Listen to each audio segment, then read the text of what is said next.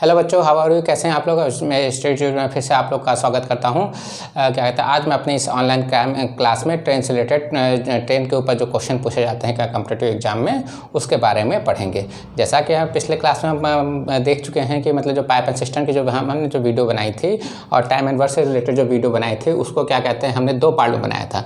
एक तो कॉन्सेप्ट वाला पार्ट जिसमें मतलब हम वो तरीके देखते हैं या वो स्थितियाँ देखते हैं जिसमें मतलब कि क्या क्या स्थितियाँ या किस पर क्वेश्चन बन सकते हैं, और दूसरा वाला पार्ट जिसमें न्यूमेरिकल पार्ट होता है, जिसमें 4 या 5 क्वेश्चन अच्छे सेलेक्ट करके लेके आते हैं और उसको सॉल्व करके दिखाते हैं, जो कहते हैं जो बताए हुए कॉन्सेप्ट के पर बेस होती हैं। ठीक है, ये वाला पार्ट भी हम ऐसे ही बनाएंगे। भाई इस वाले पार्ट में आज के वीडियो में हम केवल कॉन्सेप्ट बताएंगे और क्या कहते हैं किस तरीके से क्वेश्चन सॉल्व करेंगे वो तरीका बताएंगे, और फिर क्या कहते हैं इन्हीं तरीकों का और कॉन्सेप्ट का यूज़ करके जो नेक्स्ट वीडियो बनेगी जिसमें न्यूमेरिकल पार्ट होगा वो हम सॉल्व करके दिखाएंगे। तो आइए स्टार्ट करते हैं ट्रेन वाला टॉपिक, जिससे मतलब इसमें लगभग कॉम्पिटिटिव एग्जाम में एक क्वेश्चन लगभग आ ही जाता है।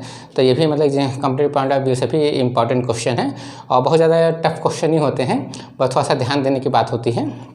तो आइए स्टार्ट करते हैं।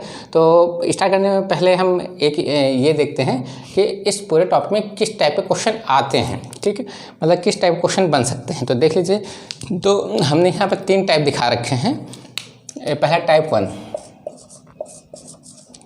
वन कि जैसे 2 ट्रेनें हैं, एक दूसरे को पार करने में कितना समय लेती हैं। ठीक, 2 ट्रेनें एक दूसरे को पार करने में कितना समय लगेगा, करने में कितना समय लेगी। ठीक, ये 2 ट्रेनें एक दूसरे को पार करने में कितना समय लेगी। एक मतलब इस टाइप का क्वेश्चन बनता है। और दूसरा टाइप का क्वेश्चन ये है कि दूसरा टाइप का कि एक ट्रेन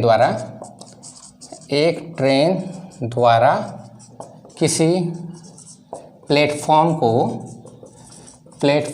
को पार करने में कितना समय लगेगा, पार करने में कितना समय लेगी। ठीक है, एक टाइप क्वेश्चन हो सकता है एक जिसमें एक ट्रेन देगी और प्लेटफॉर्म दे दिएगा। क्वेश्चन इसी प्रकार पूछेगा कि मतलब एक ट्रेन के मतलब एक दूसरे को पार करने में एग्जैक्टली कितना समय लगता है। इस टाइप का ही क्वेश्चन आएगा मेनली। तो पहला टाइप में क्या रहेगा, 2 ट्रेनें एक दूसरे को पार करने में कितना समय लेगी, या प्लेटफॉर्म और ट्रेन के बीच की हम मतलब स्टडी कर रहे हैं तो ट्रेन द्वारा किसी प्लेटफॉर्म को पार करने में कितना समय लेगा। तो एक टाइप ये बन सकता है कि एक ट्रेन द्वारा क्या कहते हैं किसी खंभे, किसी पोल या खंभा या किसी व्यक्ति को पार करने में कितना समय लेगी। ठीक है, तो तीनों टाइप देख लीजिए कि पहले टाइप में कि अगर 2 ट्रेनें अगर मूव कर रही हैं तो एक दूसरे को पार करने में कितना समय लगे, और यदि एक ट्रेन एक प्लेटफॉर्म को क्रॉस कर रहा है तो उसको पार करने में कितना समय लगेगा, और एक ट्रेन और किसी पोल को या किसी व्यक्ति को या किसी पर्सन को, किसी आदमी को पार कर रहा है तो उसको पार करने में कितना समय लगेगा। जो इस टॉपिक का बेसिक क्वेश्चन जो होगा इस प्रकार का ही बनता है। ठीक है, तो इसमें हमने टाइप 1, टाइप 2, टाइप 3। अब इस टाइप में देखो, क्योंकि देखिए इस टाइप में जितने भी टाइप बताए हैं, ये सब टाइप में क्या हो रहा, मोशन हो रहा है। ठीक, मोशन फाउंड इन ऑल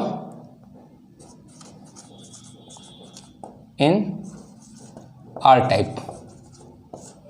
ठीक, ये मतलब इसमें क्या है, तीनों में मोशन क्या मिल रहा है, मतलब तीनों में ही गति हो रही है। ठीक, दूसरा कि 2 ऑब्जेक्ट आर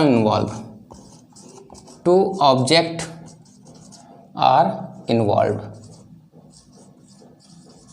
ठीक है, इसमें देखिए 2 ऑब्जेक्ट, एक तो मोशन सब में है। ठीक है, दूसरा कि सब में 2-2 ऑब्जेक्ट, कम से कम 2-2 ऑब्जेक्ट हैं। ठीक, इसमें देखिए 2 ट्रेनें हैं जो दोनों ही मूविंग कंडीशन में है। एक दोनों मूविंग कंडीशन में हो सकती है, एक मूविंग में और एक स्टेशनरी हो सकती है, ठीक है। और इसमें देखिए एक मूविंग कंडीशन में है और प्लेटफॉर्म स्टेशनरी कंडीशन में। देखिए दो ऑब्जेक्ट इसमें भी है, मूविंग मोशन इसमें भी है, मोशन इसमें भी है। इसमें भी क्या है, ट्रेन और एक पोल, ठीक, इसमें भी दो ऑब्जेक्ट हैं, ठीक है। एक ट्रेन है, दूसरा पोल या व्यक्ति हो सकता है, ठीक है। अगर पोल की बात करें तो ये क्या होगा, क्या कहते हैं, स्थिर होगा, ठीक। ये जो व्यक्ति हो सकता है स्थिर या गति में हो सकता है, ठीक, और ये स्थिर हो सकता है। यहाँ पर देखिए प्लेटफॉर्म स्थिर है और ये जो दूसरी ट्रेन होती है, दूसरी एक ट्रेन के बारे में हम कह सकते हैं कि या तो वो गति में हो सकती है या तो स्थिर हो सकती है, ठीक है। तो इसमें जो स्टेट ऑफ मोशन है, स्टेट ऑफ मोशन क्या है, मूविंग या स्टेशनरी, ठीक है। गति में हो सकती है दोनों, या क्या कहते हैं, या एक गति या एक वो हो सकता है, स्थिर हो सकता है, ठीक है। कम से कम एक तो गतिमान होगा और कम से कम एक तो गतिमान होगा ही होगा। तो हमने यहाँ तीन टाइप देखे और तीनों में हमने देखा कि कम से कम दो ऑब्जेक्ट तो इन्वॉल्व है ही हैं और मोशन है हर टाइप में, तथा स्टेट ऑफ मोशन मतलब क्या एक स्थिर अवस्था में हो सकती है, मतलब दोनों में से कोई एक स्थिर अवस्था में हो सकती है, दोनों गतिमान हो सकते हैं, ठीक। तो ये चीज़ है, ये टाइप, इससे जो हमने कंक्लूजन निकाला है, ये कंक्लूजन हम कह सकते हैं इसको, ये टाइप हो गया आपका और ये कंक्लूजन कह सकते हैं, ठीक। अब इस कंक्लूजन को ही देखेंगे, मतलब इस कंक्लूजन पे ही अब आगे विचार करेंगे कि ये कंक्लूजन से आगे हम और क्या कंक्लूजन निकाल सकते हैं, ठीक है। इसको इरेज कर दे रहे हैं।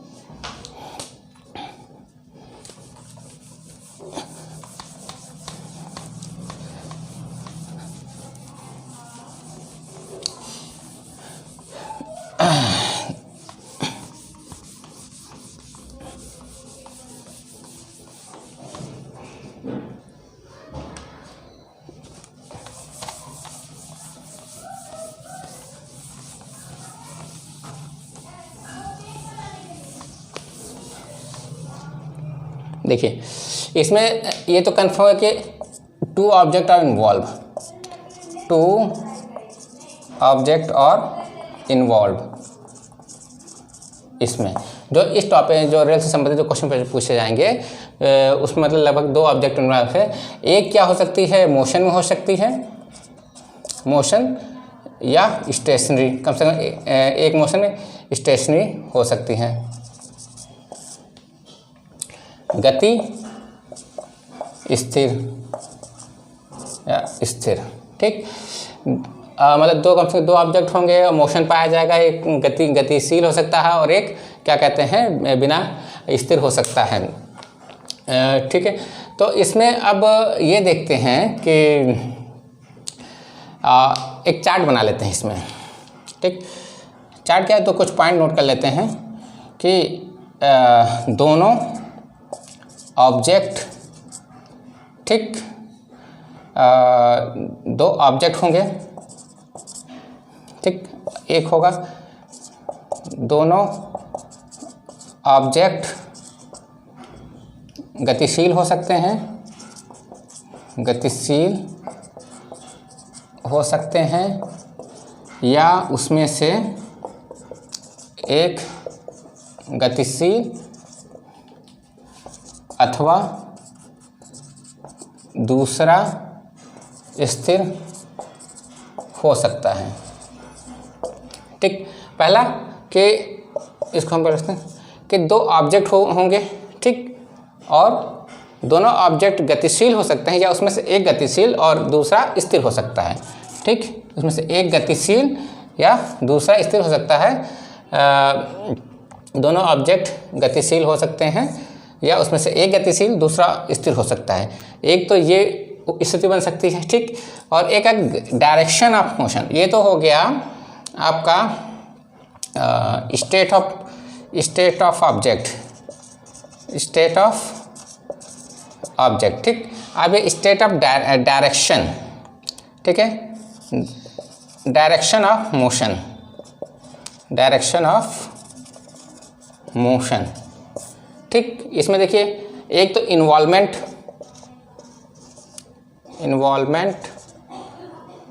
Of object, number of involvement of object, ये हो गया आपका। ठीक है, एक है object, state of object, state of motion of object. दो ऑब्जेक्ट हो सकते हैं इन्वॉल्वमेंट वाले में, और state of object, state of motion of object मतलब दोनों गतिशील हो सकते हैं या उसमें से एक गतिशील एक स्थिर हो सकता है। अब है डायरेक्शन। ठीक, मतलब दोनों ऑब्जेक्ट सेम डायरेक्शन में या अपोजिट डायरेक्शन में मूव कर सकते हैं। ठीक है, सेम डायरेक्शन में या अपोजिट डायरेक्शन में। तो ये तो डायरेक्शन ऑफ मोशन हो सकता है। डायरेक्शन ऑफ मोशन में देखें तो वो दोनों ऑब्जेक्ट या तो सेम डायरेक्शन में मोशन हो सकते हैं या क्या कहते हैं या अपोजिट डायरेक्शन में मोशन हो सकते हैं। एक तो ये हो गया स्टेट ऑफ पे, देखिए number of involvement of object and state of motion, दोनों गतिशील हैं या उसमें से एक गतिशील एक स्थिर हो सकता है। और तीसरा direction of motion, direction of motion मतलब कि या तो दोनों ऑब्जेक्ट एक ही डायरेक्शन मतलब मोशन होंगे या अपोजिट डायरेक्शन में मोशन होगा। ठीक, इसके बाद क्या कहते हैं, एक आता है इफेक्टिव स्पीड।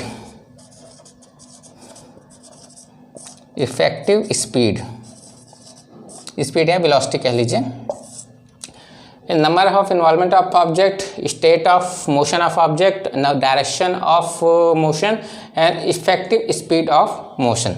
ठीक, चौथा, यदि दोनों ऑब्जेक्ट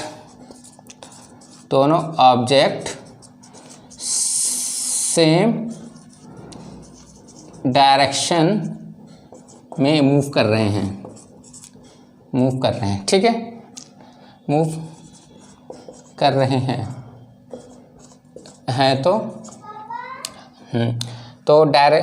तो इफेक्टिव वेलोसिटी क्या हो जाएगी, इफेक्टिव स्पीड क्या हो जाएगी उसकी, डिफरेंस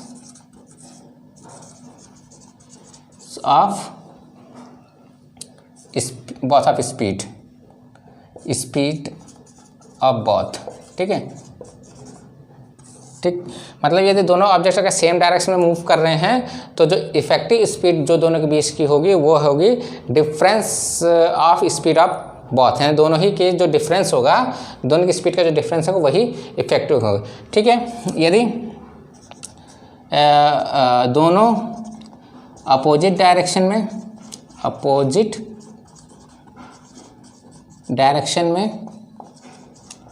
मूव कर रहे हैं तो क्या होगा, इफेक्टिव स्पीड क्या हो जाएगी, इफेक्टिव स्पीड हो जाएगी addition of speed of both.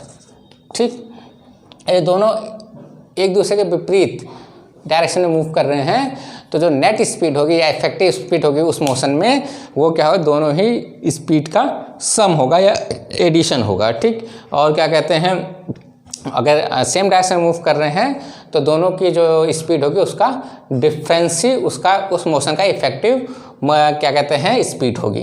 ठीक, तो अभी आपने देखा कि नंबर ऑफ इन्वॉल्वमेंट हो गया और स्टेट ऑफ ऑब्जेक्ट हो गया, डायरेक्शन ऑफ मोशन हो गया और इफेक्टिव स्पीड हो गई। अब आते हैं इफेक्टिव डिस्टेंस पे। ठीक, इफेक्टिव डिस्टेंस भी मतलब दो पार्ट में हम कर लेते हैं। इसको इरेज करें।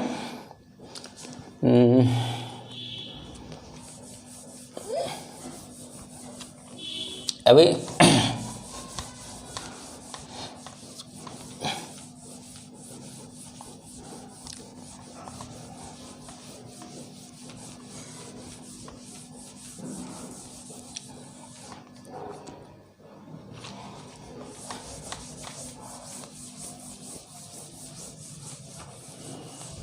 Effective distance. ठीक, इफेक्टिव डिस्टेंस, ये इसमें इफेक्टिव डिस्टेंस देखने के लिए इसमें देखिए कि दोनों ऑब्जेक्ट की लेंथ लेंथ काउंटेबल हो, टेबल हो, ठीक। इफेक्टिव डिस्टेंस, दोनों ऑब्जेक्ट की लेंथ काउंटेबल हो, ठीक है। एक ये पॉइंट को ध्यान रखना है। दूसरा, दोनों में से एक ऑब्जेक्ट की लेंथ ये दूसरे के में से एक ऑब्जेक्ट की लेंथ दूसरे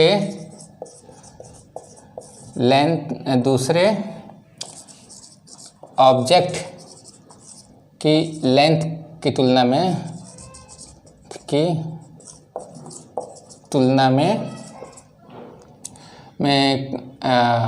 नगण्य हो, ठीक। तो एक इस केस में देखेंगे कि इफेक्टिव डिस्टेंस क्या होगी, और क्या कहते हैं इस केस में देखेंगे क्या कहते हैं इफेक्टिव डिस्टेंस केस होगी। तो केस 1 में देख लेते हैं। केस वन में देखते हैं कि दोनों ऑब्जेक्ट की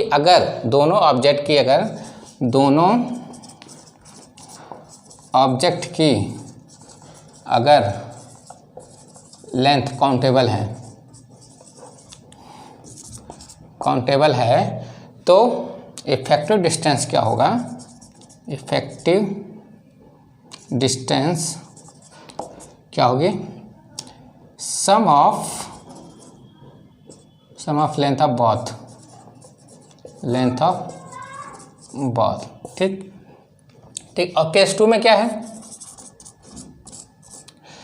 यदि दोनों में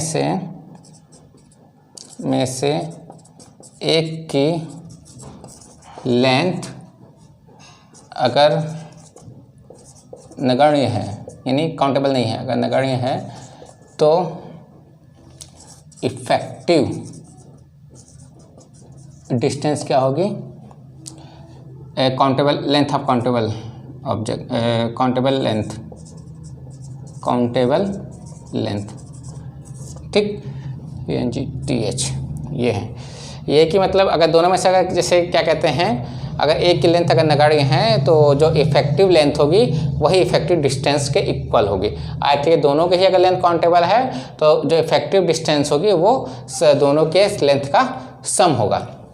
जैसा कि टाइप 1 में जो क्वेश्चन में बताया कि दोनों ट्रेन एक दूसरे पार करने में कितना समय लगेगा, तो दोनों ट्रेनों की लंबाई कुछ न कुछ होगी, तो उसमें क्या कहते हैं दोनों ही के लेंथ काउंटेबल होगी। तो अगर उसमें पूछा है कि एक दूसरे पार करने में कितना समय लगेगा, तो उसमें जो इफेक्टिव डिस्टेंस काउंट होगी दोनों का सम लेके होगा, ठीक। और क्या कहते हैं, अगर जैसे एक व्यक्ति एक जो तीसरा टाइप था उसमें हमने बताया था कि एक ट्रेन द्वारा किसी व्यक्ति को या किसी खंभे को पार करने में कितना समय लेगा, तो उसमें देखिए एक ऑब्जेक्ट जो खंभे की जो लंबाई है और क्या कहते हैं खंभे की लंबाई इन द सेंस उसकी मोटाई या आदमी की मोटाई, उस क्या कहते हैं उसकी ट्रेन की लंबाई की तुलना में क्या होगी, वो काउंटेबल नहीं होगी। तो उस केस में हम अगर बात करते हैं ट्रेन को उसको पार करने में कितना समय लगेगा, तो उसमें जो इफेक्टिव डिस्टेंस जो आएगी वो क्या कहलाती है, वो उसकी ट्रेन की ही लेंथ के इक्वल होगा, ठीक है। तो इसमें अभी हमने देखा कि डायरेक्शन ऑफ मोशन को ध्यान रखना है,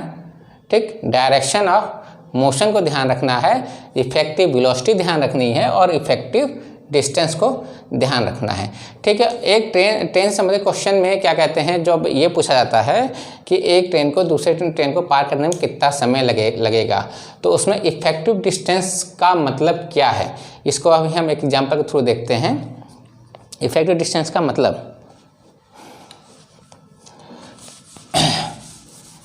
जो इफेक्टिव डिस्टेंस हम बता रहे हैं उसका मतलब यहाँ बता रहे हैं कि इफेक्टिव डिस्टेंस से हम मतलब क्या है। देखिए, एक ट्रेन दूसरी ट्रेन को पार करती है, ठीक है, तो किस कंडीशन में कहते हैं कि वो एग्जैक्ट पार कर जाती है। जैसे हम दो ट्रेनें बना लेते हैं, एक ट्रेन ये T और दूसरी ट्रेन ये T डैश, या एक अगर प्लेटफॉर्म की बात करें तो प्लेटफॉर्म भी ले लेते हैं, ठीक है। अब हम कब कहेंगे कि इसको ट्रेन को पार करने में कितना समय लगा, यानी हमें वो समय काउंट करना है कि कितना इसको पार करने में समय लगेगा। तो उस पहले तो काउंटिंग ऑफ टाइम, हम वो टाइम कहाँ से काउंट करना शुरू करेंगे, किस पोजीशन, किस स्टेट, जब मतलब ट्रेन किस कंडीशन में होगी, काउंट ऑफ टाइम। ठीक, यानी जैसे ये इसका एंडिंग पॉइंट है, ये मूव कर रही है, ये मूव कर रही है इस डायरेक्शन में, एंडिंग पॉइंट कह लेते हैं और इसको स्टार्टिंग पॉइंट कह लेते हैं, स्टार्टिंग पॉइंट कह लेते हैं इसको। इसका एंडिंग पॉइंट भी हो जाए क्योंकि मोशन उस डायरेक्शन में हो रहा है, एंडिंग पॉइंट। ठीक, ये स्टार्टिंग पॉइंट, स्टार्टिंग पॉइंट। अब देखिए ये एंडिंग पॉइंट, ये ट्रेन का ending point, starting point, ending point starting में ट्रेन का या प्लेटफॉर्म कह सकते हैं। तो काउंटिंग मतलब हम कब कहेंगे किसी ट्रेन को पार करने में कितना समय लगता है, तो उसकी काउंटिंग हम किस पोजीशंस कहेंगे। जैसे ये ट्रेन 1 है, ये ट्रेन, ये टी और या प्लेटफॉर्म टी डैश। ठीक है, जब इसका मतलब हम ट्रेन ने कितने समय में पार किया एग्जैक्टली उसको, तो उसका टाइम कहाँ से काउंट करते हैं, जब इसका स्टार्टिंग पॉइंट और इसका एंडिंग पॉइंट क्या हो, एक बराबर हो। ठीक, तो यहाँ से हम काउंट करने के इसको पार करने में कितना समय लगेगा। ठीक, और एग्जैक्ट क्रॉस तब कहेंगे हम, कभी ये तो नहीं कहेंगे कि ट्रेन ये है और ट्रेन मतलब ये इतना ये आ गई है तो इसको पार कर गई, ये तो हम कहेंगे नहीं। ट्रेन टी डैश और पी या टी, मतलब ट्रेन अगर यहाँ तक आ गई तो हम ये नहीं कहेंगे कि ट्रेन ने इसको पार कर लिया है। हम ट्रेन को कब कहेंगे कि इस ट्रेन को कब पार कर लिया है, वो पोजीशन क्या होगी, ये वाली होगी। ठीक, टी डैश और पी, ये यानी यह प्लेटफॉर्म या ट्रेन को जैसे इसने पार किया इसको, तो हम कब कहेंगे कि मतलब इसने कब किया, जब इसका एंडिंग पॉइंट इसके स्टार्टिंग पॉइंट से आगे निकल जाए। ठीक है, जैसे आगे निकल जाए तो हम कहेंगे कि वो ट्रेन ने उसको पूरा पार कर लिया है। और टाइम ऑफ काउंटिंग कहाँ से स्टार्ट करेंगे कि जब इसका जो स्टार्टिंग पॉइंट ने जब इसके एंडिंग पॉइंट को पार करना शुरू किया है, तब हम उस टाइम को काउंट करेंगे उसको पार करने में कितना समय लगा। ठीक, और क्या कहते हैं, और जब एग्जैक्टली क्रॉस तब कहेंगे जब क्या कहते हैं, जब उसका जो पहले ट्रेन का जो एंडिंग पॉइंट है दूसरे वाले जिस ट्रेन को क्रॉस कर रही है, क्रॉसिंग ट्रेन से कह लेते हैं, क्रॉसिंग ट्रेन कह लेते हैं इसको, क्रॉसिंग ट्रेन। जब क्रॉसिंग ट्रेन उस ट्रेन को क्रॉस करते हैं, जब उसका एंडिंग पॉइंट क्रॉसिंग का उसके स्टार्टिंग पॉइंट को क्रॉस करता है, उस पोजीशन कहते हैं कि ट्रेन ने उसको, पहली वाली ट्रेन ने दूसरे ट्रेन को एकदम एग्जैक्ट क्रॉस कर लिया है। ठीक है, तो अब इसके जो डायरेक्ट जो मेन बन रहा है ये, ठीक, ये ट्रेन टी था, ये टी डैश और पी है, प्लेटफॉर्म कह सकते हैं, ये टी डैश। यानी वो पोजीशन जब हमने टाइम स्टार्ट किया, कब से हम वो टाइम काउंट कर रहे हैं, जब इसका स्टार्टिंग पॉइंट इसके एंडिंग पॉइंट पे था, और जब एग्जैक्टली क्रॉस किया तो क्या कहते हैं, ये वाली पोजीशन आ गई। तो इसमें देखिए कि इसमें हम इस पर एक लाइन ड्रॉ कर लेते हैं। ठीक, इसका स्टार्टिंग, इसका ये पॉइंट ए दे देते हैं, इसका पॉइंट बी दे देते हैं, इसका पॉइंट सी दे देते हैं। ठीक, इसमें वही लाइन रहेगी, ए बी और सी। तो अब देखिए, अब हम हमने इस ट्रेन के ऊपर जो क्रॉसिंग ट्रेन थी उस पर जो लाइन बनाई है, उस पर देखिए हमने 3 पॉइंट लिए, ए बी और सी। इस पर भी ट्रेन वही ट्रेन है तो वहाँ पहुँची, तो ए बी सी पॉइंट अपने जगह है। तो अब हम किसी पॉइंट के, तो इफेक्टिव डिस्टेंस ये है कि क्रॉसिंग ट्रेन के ऊपर कोई भी पॉइंट मतलब उसको पार करने की पोजीशन में कितनी डिस्टेंस कवर करता है। जैसे ये वाला है, यहाँ से ये यहाँ पर आ गया। ठीक है, तो इसकी डिस्टेंस क्या है, ये भाई इस ट्रेन, अगर ट्रेन पॉइंट ए की बात करेंगे ट्रेन क्रॉसिंग ट्रेन वाले में, तो यहाँ पहुँच जाए तो कितना ट्रेन किया, तो इतनी डिस्टेंस कवर की। तो ये क्या है, इसकी लंबाई है और ये इसकी लंबाई है L2 दूसरे ट्रेन की। तो इफेक्टिव डिस्टेंस इसके लिए इसने कितनी डिस्टेंस कवर की, ए ने L1 + L2। ठीक है, स्टार्टिंग पॉइंट की बात करें तो इसने, तो ये भी इतना पॉइंट कितना हुआ L2 और इतना पॉइंट L1, ये भी क्या डिस्टेंस किया। और इसकी बात करें तो बी वाले पॉइंट की बात करेंगे तब भी उसको L1 + L2 ही डिस्टेंस आएगी। तो इफेक्टिव डिस्टेंस इसलिए कहते हैं कि मतलब जब पार करने में इफेक्टिव डिस्टेंस कितना होगा, तो दोनों की लेंथ का सम होगा। ठीक, तो इफेक्टिव डिस्टेंस समझ में आ गया। इफेक्टिव डिस्टेंस हो गया है।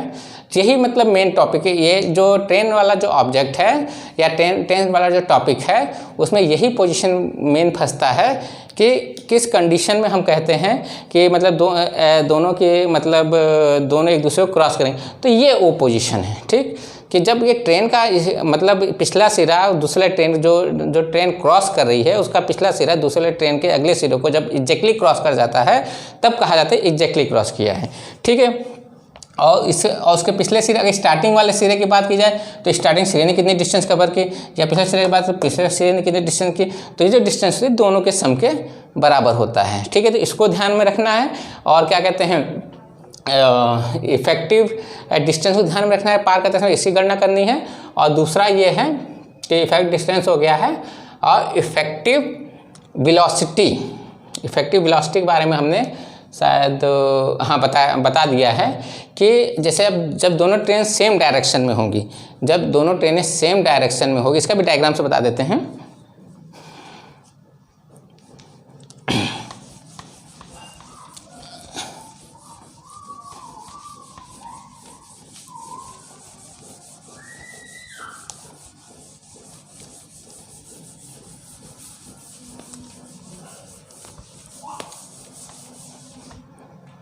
इफेक्टिव डिस्टेंस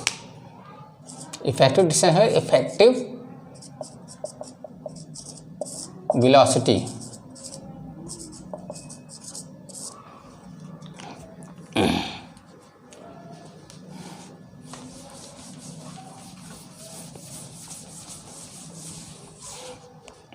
जैसे दो ट्रेनें हैं, इस डायरेक्शन में मूव कर रहा है, एक दूसरी ट्रेन है इस डायरेक्शन में मूव कर रही है, ठीक, या सेम यानी सेम डायरेक्शन में, ठीक है, सेम डायरेक्शन में मूव कर रही हैं, ठीक। तो इसमें इफेक्टिव डिस्टेंस, जैसे इसकी वेलोसिटी क्या है, v1 है, ये t1 मान लो, इसे t2 मान लो, तो इसकी स्पीड v2 मान लो, ठीक।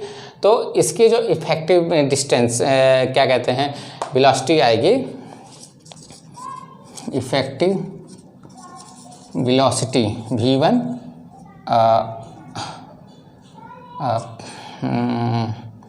ये डिफरेंस v1 डिफरेंस v2, ये होगी इस इफेक्टिव क्या कहते हैं डिस्टेंस। अगर यही चीज़ अगर अपोजिट डायरेक्शन में, ये इधर जा रही है और ये इधर आ रहा है, t1 v1 t2 v2, तो इसकी जो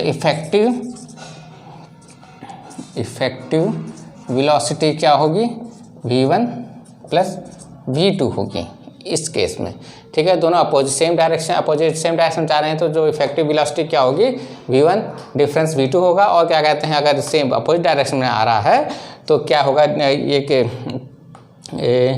इफेक्टिव वेलोसिटी क्या होगी, v1 अपॉन v2 होगी। अब पहले कंडीशन में देख लेते हैं, जैसे मान लो कि इसकी लेंथ क्या है L1, इसकी लेंथ है L2, ये बीच का डिस्टेंस d1 है। तो अब क्या है कि इस क्या कहते हैं, इस ट्रेन को ये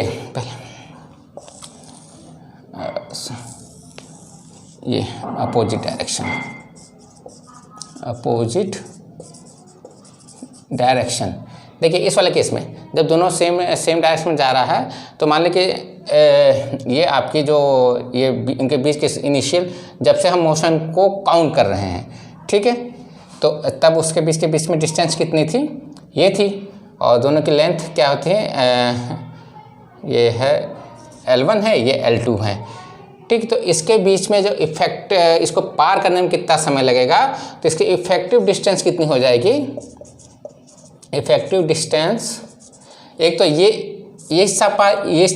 चीज़ कवर की जाएगी d, और प्लस ये कवर किया जाएगा, यानी L1 प्लस L2, ठीक। और इफेक्टिव वेलोसिटी कितनी हो जाएगी, इफेक्टिव वेलोसिटी कितनी हो जाएगा, v डिफरेंस v2। इससे हम टाइम काउंट कर लेंगे, ठीक, कि क्या पार करने में कितना समय लगेगा। और ठीक है, अब यही चीज़ ये है कि इसके बीच की डिस्टेंस ये है d, और ये है L1 और ये है L2। तो इसी तरह ये इसका इफेक्टिव डिस्टेंस क्या निकलेगा, L1 plus L2 plus d, और क्या कहते हैं और ये आपका ये हो जाएगा, स्पीड क्या हो जाएगी v1 प्लस v2। इससे हम इसको अगर इस डायरेक्शन में है तो किस तरह से मतलब क्या कहते हैं कितना एक दूसरे पार करने में कितना समय लगेगा वो हम इजली निकाल सकते हैं इस वाले फार्मूले से। Time equal to distance upon velocity. ठीक, इससे हम ये टाइम काउंट निकाल लेते हैं। तो इसमें बस आपको ये डायरेक्शन ऑफ मोशन ध्यान रखना है, इफेक्टिव वेलोसिटी ध्यान रखनी है, इफेक्टिव डिस्टेंस ध्यान रखनी है। तो इसमें क्या कहते हैं लगभग सारे क्वेश्चन आपके हो जाएंगे। ओके, थैंक यू बच्चों। अब जो नेक्स्ट वीडियो होगा न्यूमेरिकल पार्ट वाला होगा, उसे हम उसमें 4 या 5 क्वेश्चन बताएंगे इन सब का ही यूज़ करके। ठीक, थैंक यू।